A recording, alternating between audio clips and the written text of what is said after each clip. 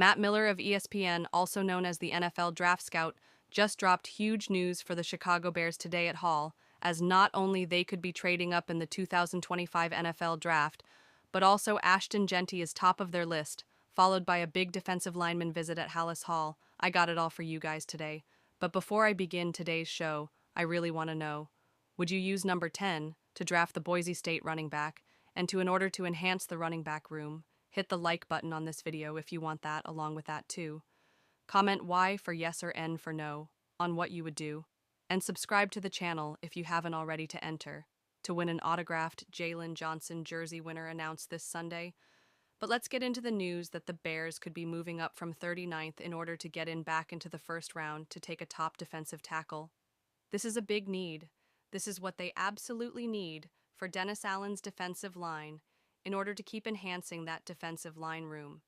And there are a lot of guys in this draft that could help make a big impact quickly, but they could go in the 2,881st draft late first, and the Bears are going to have to move up in order to get that. So according to Matt Miller of ESPN, he said on Thursday, quote, Sheik has 2 second-round picks. So it could be aggressive and package them to trade back into the end of the first round if a desired pass rusher falls. That rusher could be a defensive tackle or edge rusher with the team viewing defensive tackle as a more pressing need. Now I just want to say this first, this makes complete sense but at the right cost, and I am not giving up both second-round picks to move up into the first. I'm sorry, I'm not. There are ways that the Bears could do this later in the first, while not even giving up either of those picks, or even the third-round pick. I think that there is a lot better options for the Bears here, and I'm going to break down a little bit more why. But looking at the Bears draft order right now, they currently have 4 picks in the top 75, not just 100, in the top 75, along with 148, 234, and 241 from various different trades, and just acquiring them over time.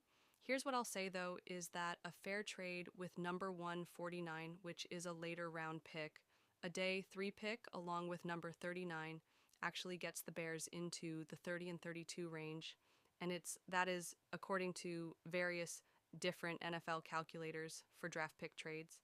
And I found one that works out with the Bears, and that one is calling over to the Buffalo Bills, who have a lot of big contracts, need rookies on contracts to not only develop talent, but have talent on this team. And the Bears can trade with the Bills, sending the number 39 pick along with number 141 to the Bills for a good move up, getting them to the pick number 30, so that's back in the first round.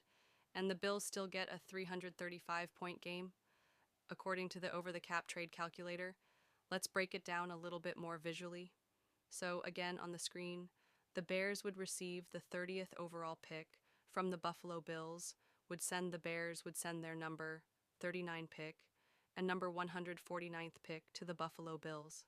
So 2 picks for 1 Buffalo still gets a key pick at that rate, and they're only moving back 9 spots while getting a day 3 pick an early day. 3 pick, by the way, Bills need those rookie contracts. And I was kind of saying that before, the Bills have a ton of money tied up, obviously in Josh Allen. Their wide receivers, their overall team is just a salary cap nightmare waiting to happen. So they need to get rookies on contracts in order to help them out for the future they're in. Win now mode, they've been to the AFC Championship. How many times they've been to the playoffs?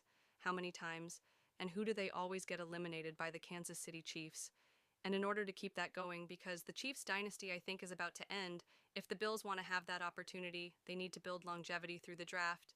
With talented players on rookie contracts, they can do that by getting an extra pick here and only moving back 9 spots. But that also helps out the Bears tremendously, and if the Bears were to do this and get it done, I want the Bears, if he's there to get Kenneth Grant, defensive tackle out of Michigan, and I want to hear who you guys would take.